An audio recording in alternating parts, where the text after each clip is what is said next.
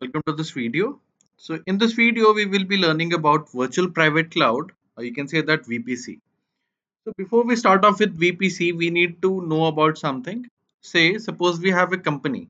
In company, there is a network and there are some applications there. We have a database, we have some application servers, and they're interacting in between. So suppose this is the server one. Just a second. So this is server one, which is exposed to internet, and the one which is in pink, it is not exposed to internet. So server 2 and say server 3. Now question is, how would you be able to do that? So you just need to create networks in a way so that the internal communication can go on. But if you would want the to expose something to internet, only that thing will be exposed. For example, if I want to have a to and fro communication with my server 1, I would be able to, right? But what if I want to communicate with my server 2? So if I want to try to communicate with server 2, this will be blocked, right? So question is how it will be blocked and how all these things work. So the thing is, with the help of a private network, we will be able to isolate our servers which we don't want to expose to internet. Only those things that we want to be exposed to other people would be exposed. So this means that any interaction between these servers, say server set 1, server set 2 and server set 3, will be completely private and confidential. So whatever communication all these three are doing in between, so server 2 is communicating with server 3, it is private. Server 2 is communicating with server 1, it is also private. Server 3 is communicating with server 1, this is also private.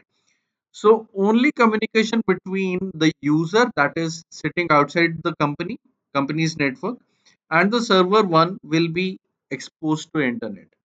Now question comes up, this is okay with when we have the hardware in our control. This is okay when we have the hardware and everything that we have in our company are under our control. We will be able to manage all these things. We will be able to manage those networks. We have those, say, networks that can be controlled easily. Now what about the things that can be, what about the things that need to be controlled in some same way in AWS? So AWS comes up with the solution named as VPC.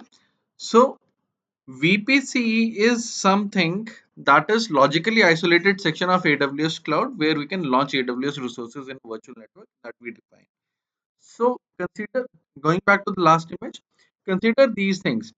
Consider these as the things inside the elements of the, say, AWS. Suppose this is EC2 instance.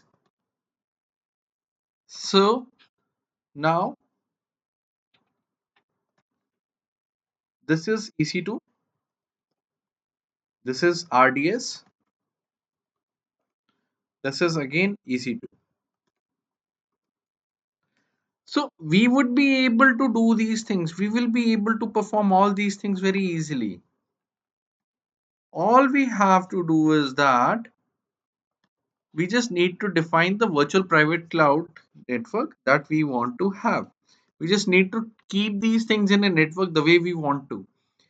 One thing, we can also specify the IP addresses the way we want to. We can have the range that we want to have. For example, there are three different types of IP addresses ranges for the private networks as well.